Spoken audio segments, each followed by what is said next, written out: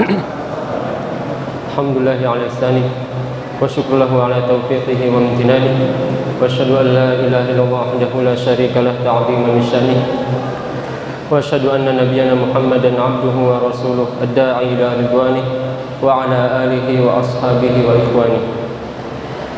Alhamdulillah, kembali Allah pertemukan kita di majlis ilmu ini. Mudah-mudahan Allah Subhanahu wa taala berkenan memberikan kepada kita ilmu yang bermanfaat dan amalan saleh yang dengan itu merupakan modal kita bertemu dengan Allah Subhanahu wa taala. Salawat dan salam mudah-mudahan senantiasa tercurahkan untuk Nabi kita Muhammad beserta para keluarganya, para sahabatnya, para pengikutnya yang setia berada di bawah naungan sunnah beliau hingga akhir zaman. InsyaAllah kita akan membahas Kitabul Buyu' bab jual beli yang ada di dalam kitab Bulughul Maram.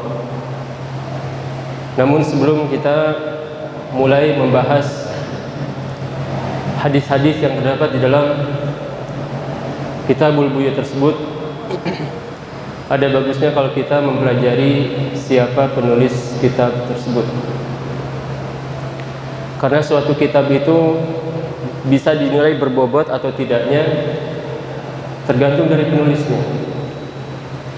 Al-Quranul Karim menjadi satu kitab yang paling baik, satu kitab yang tidak mungkin ada kesalahan di dalamnya, karena ini merupakan ucapan Allah Subhanahu wa taala. Maka kita akan berkenalan dengan pengarang kitab Bulughul Maram. Dan Imam Abu Hanifah pernah menjelaskan bahwasanya al-hikayat anil ulama wa mahasinihim ahabbu ilayya min katsirin minal fiqh. Membicarakan tentang para ulama dan keutamaan mereka itu lebih aku senangi daripada mempelajari banyak permasalahan fikih. Ya, ini perkataan yang diucapkan oleh Imam Abu Hanifah. Kenapa? Karena dengan kita mempelajari biografi para ulama, kita mempelajari bagaimana praktik mereka di dalam beragama ini. Kita bisa melihat bagaimana amalan mereka di dalam beragama ini. Di antaranya itu dengan cara kita mempelajari biografi para ulama. Dan kata beliau, li'annaha adabul qaumi wa akhlaquhum. Karena dengan mempelajari biografi para ulama, kita mengetahui adab-adab mereka dan akhlak mereka. Ya. Dan berkata Imam Ibnul Jauzi rahimahullah taala, ra'aitul ishtighal bil fiqh wa sama'il hadis la yakadu yakfi fi salahil qalbi. Saya berpandangan bahwasanya mempelajari hadis dan fikih saja itu tidak cukup untuk memperbaiki hati. Illa an yumzaza bir raqaiq wan nadhar fi siyaris salafis salih. Kecuali kalau dicampurkan dengan mempelajari biografi atau ya, dicampurkan dengan mempelajari kitab-kitab yang melembutkan hati, ya, Tazkiyatun Nufus, Wasiyar As-Salafis Shalih, dan mempelajari biografi para ulama kita yang terdahulu. Dengan hal itulah hati akan menjadi lembut. Kita mulai mempelajari biografi beliau. Beliau adalah seorang yang dikenal dengan istilah Ibnu Hajar Al-Asqalani. Ibnu Hajar. Ibnu artinya apa? Anak. Hajar artinya batu. Ya, apakah beliau itu anak batu? Ya, jawabannya bukan. Ya. Beliau itu dikenal dengan Ibnu Hajar karena kakek beliau yang nomor 7 itu namanya Hajar. Oleh karenanya kita ya bagus kalau mengetahui bagaimana nasab beliau. Beliau adalah Ahmad bin Ali bin Muhammad bin Muhammad bin Ali bin Mahmud bin Hajar Al-Kinani Asy-Syafi'i Al-Misri. Ya, ini nasab beliau. Jadi beliau adalah seorang pembesar dari mazhab Syafi'i dan beliau berasal dari Mesir, Al-Misri. Beliau lahir pada tahun 773 Hijriah, tepatnya pada tanggal 22 Sya'ban. Beliau lahir di Mesir, di tempat yang dekat dengan Sungai Nil. Ya.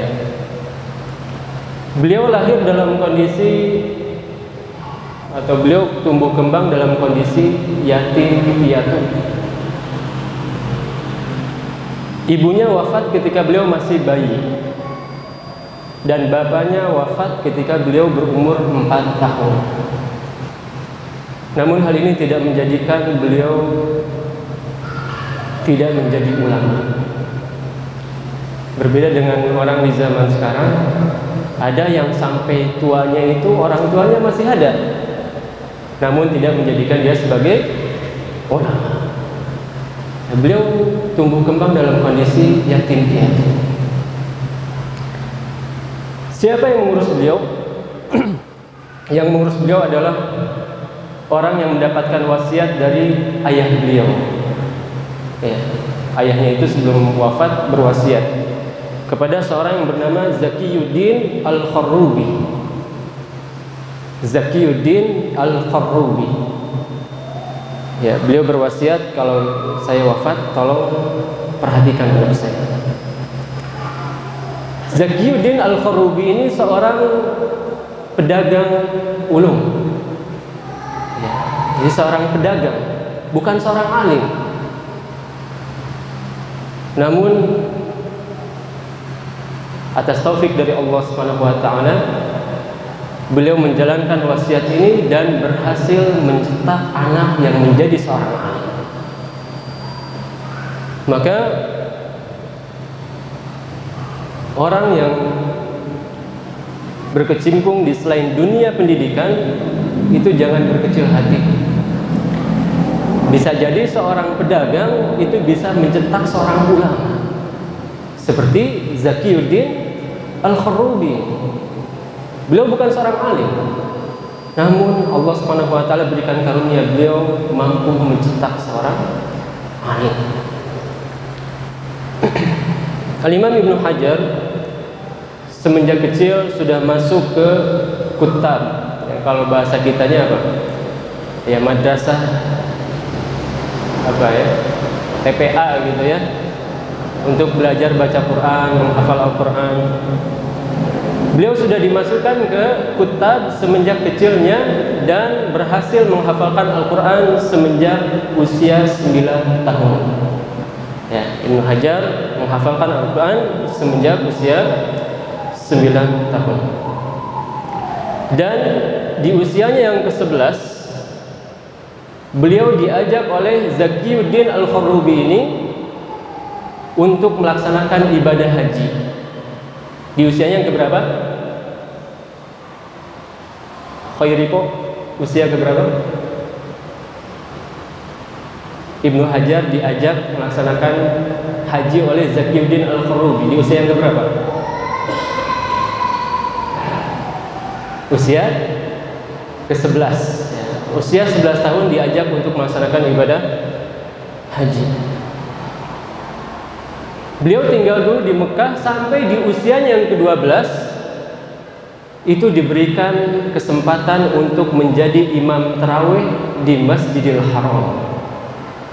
Ya, beliau diberikan kesempatan untuk menjadi imam salat tarawih di Masjidil Haram. Ya, siapa di antara antum usia 12 tahun sudah jadi imam? Ya, Kang Kardi mungkin ya. Sudah jadi imam, tapi imam apa ini? Ya, jangan sampai imam masbuk. Ya, imam bukan imam Masjid Jami lagi, bukan. Imam Masjidil Haram, beliau sudah menjadi imam. Setelah beliau pulang dari Mekah, ya, beliau bersemangat untuk menuntut ilmu dan menghafal banyak matan. Di antaranya adalah kitab Umdatul Ahkam beliau hafalkan. Ya, demikian juga Alfiyatul Iraqi dalam ilmu mustalah hadis beliau hafalkan. Demikian juga Mukhtasar Ibnul Hajib dalam ilmu usul fiqih beliau hafalkan. Mulhaqul I'rab dalam ilmu bahasa beliau hafalkan. Maka beliau berusaha untuk bersemangat dalam menuntut ilmu. Bahkan diriwayatkan suatu ketika beliau meminum air Zam-Zam. Ya, ketika beliau mau minum air Zam-Zam, itu beliau niatkan agar hafalan beliau seperti hafalan Al-Imam Az-Zahabi, imam besar dalam mazhab Syafi'i juga. Ya. Dan Nabi SAW mengatakan ma'u Zam-Zam lima syuribalah. Air Zam-Zam itu tergantung niat untuk apa diminum. Kalau diniatkan untuk jadi obat, bisa jadi obat. Kalau diniatkan untuk jadi makanan, bisa jadi makanan. Kalau diniatkan untuk mengasah otak kita agar cepat menghafal, bisa. Ya. Dan beliau diberikan rezeki kekuatan hafalan yang luar biasa. Ya, Allah Subhanahu wa taala kabulkan keinginan beliau dengan wasilah beliau meminum air Zam-Zam tersebut. Ya, makanya air Zam-Zam ini sangat bermanfaat. Ya, hadiah terbaik dari orang yang umroh adalah air Zam-Zam. Bahkan sebagian salaf itu, sebagian ulama terdahulu itu, di antara mereka ada yang tidak memiliki makanan sama sekali selama 40 hari. Makanannya apa? Air Zam-Zam saja. Dia niatkan ketika minum air Zam-Zam itu diniatkan sebagai makanan sekaligus sebagai minuman. Ya. Oleh karena Nabi SAW mengatakan dalam hadis riwayat At-Tabrani, ya, khairu ma'in 'ala wajhil ardi ma'u Zam-Zam. Sebaik-baik air di atas permukaan bumi ini adalah air Zam-Zam. Fihi ta'amun minat tu'mi wa shifaa'un minas suqr. Di dalam air Zam-Zam itu ada kandungan makanan bagi orang yang mengkonsumsinya dan ada kandungan obat bagi orang yang meminumnya. Ya. Wasyaru ma'in 'alal ardi ma'un biwadi barhur. Dan seburuk-buruk air yang ada di atas permukaan bumi adalah air yang terdapat di lembah Barhud, yaitu yang terdapat di Yaman. Ya, saya kurang tahu di mana tempat pastinya, mungkin Ustaz Anfal tahu ya di mana lokasi Wadi Barhud itu.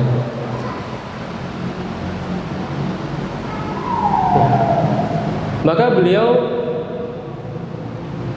setelah belajar di negeri tempat beliau lahir,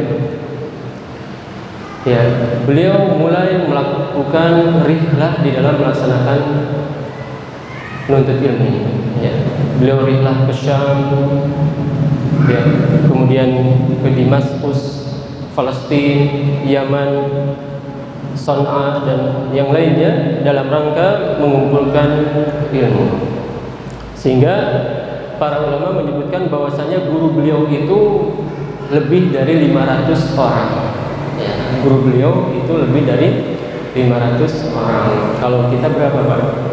Banyak juga ya. SD berapa tuh gurunya? Ya, SD kelas 1, SD kelas 2. Tapi yang dimaksud oleh para ulama ini 500 orang itu seorang alim, bukan guru biasa. 500 orang alim beliau belajar dari orang-orang tersebut. Ya. Dan yang paling terkenal di antara guru-guru beliau adalah Al-Imam Ibnul Mulaqqin, Al-Imam Al-Bulqini, Al-Hafidh Al-Iraqi. Ya, bahkan beliau itu belajar dari Al-Hafidh Al-Iraqi selama 10 tahun. Dan beliaulah yang memberikan gelar kepada muridnya ini dengan julukan Al-Hafidh. Al-Hafidh Ibnu Hajar Al-Asqalani. Dan orang zaman dulu kalau sudah diberikan gelar Al-Hafidh, itu berarti dia telah menghafalkan alfi hadis. Telah hafal berapa? 1000 hadis. Berarti 1 juta hadis sudah dihafal. Kalau kita berapa, Pak? Ya, mudah-mudahan Arba'in Nawawi hafal ya, 40 hadis hafal. Ya. Dikarenakan beliau seorang yang alim, maka tidak heran beliau ini didatangi oleh murid-murid yang banyak. Murid beliau sangat banyak, dan yang paling terkenal adalah Al-Imam As-Sakhawi, Al-Imam Al-Biqai, dan Al-Imam Zakaria Al-Ansari. Ini imam besar di dalam madhab Syafi'i, Zakaria Al-Ansari. Beliau menikah dengan seorang wanita yang bernama Uns Khatun. Siapa namanya, Kang Ryan, istri Ibnu Hajar? Kedengaran? Siapa namanya? Uns Khatun. Uns Khatun. Ini istri beliau yang pertama. Beliau itu punya istri berapa? 4. Ya, istrinya 4. Namun tidak menjadikan beliau sebagai seorang yang tidak alim. Ya. Walaupun istrinya 4, tapi beliau tetap bisa menjadi seorang alim. Maka kita jangan kalah, Pak. Ya, kalah bukan pernikahannya ya.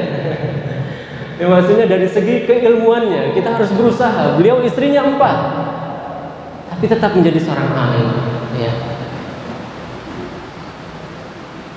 Beliau memiliki 5 anak, 4 anak wanita dan 1 anak laki-laki. Al-Hafidz Ibnu Hajar ini adalah orang yang sangat dicintai oleh berbagai jenis manusia. Ya, pemerintahnya, rakyatnya, orang kayanya, orang miskinnya, semua senang terhadap Imam Ibnu Hajar Al-Asqalani. Bahkan orang non-muslim pun senang kepada Imam Ibnu Hajar Al-Asqalani. Ya, apa sebabnya?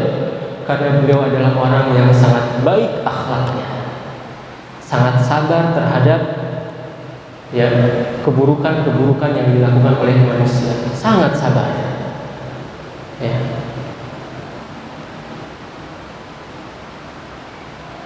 Dan beliau adalah orang yang sangat tawadhu. Suatu ketika beliau pernah ditanya, hal ra'aita mithla nafsik, wahai imam, adakah orang yang seperti dirimu dari segi keilmuan? Ya. Kalau mungkin sebagian orang akan mengatakan tidak ada, sudah saya paling alim di sini. Tapi beliau mengatakan apa? Qala Allah Ta'ala, Allah berfirman, fala tuzakku anfusakum, jangan kalian puji diri kalian sendiri. Beliau di samping alim, beliau juga seorang yang mengamalkan ilmu yang beliau peroleh. Ya. Beliau adalah orang yang tidak meninggalkan sholat malam, baik ketika mukim maupun bersafar. Ya, bahkan di akhir-akhir masa hidupnya beliau memaksakan diri untuk qiyamul lail sampai dibantu oleh anaknya, diberdirikan oleh anaknya dan seterusnya. Dan puasa beliau itu puasa Daud. Ya, puasa beliau itu puasa Daud, sehari puasa sehari tidak. Ya, maka wajar orang seperti ini dicintai oleh manusia. Ya. Dan beliau diminta untuk menjadi hakim oleh pemerintah sekitar. Namun beliau menolak. Ya, beliau menolak. Namun permintaan itu terus ya datang kepada beliau. Akhirnya beliau memaksakan diri. Ya mungkin karena melihat orang-orang yang ada di sekitarnya tidak layak. Akhirnya dia memberanikan diri untuk menjadi hakim. Namun selama 7 tahun itu beliau berusaha untuk minta diturunkan. Turun dari jabatan seorang hakim, diminta lagi, naik lagi, turun lagi, naik lagi, sampai berkali-kali. Ya. Ini waroknya beliau dari urusan kepemimpinan. Ya. Mengenai tulisan beliau itu tulisannya lebih dari 270 judul. Dan semenjak umur 20 tahun beliau sudah menulis ya, kitab Ya, dan di antara kitab yang akan kita pelajari, di antara karya beliau adalah Bulughul Maram. Ya, Bulughul Maram. Ya, kita langsung saja ke wafatnya.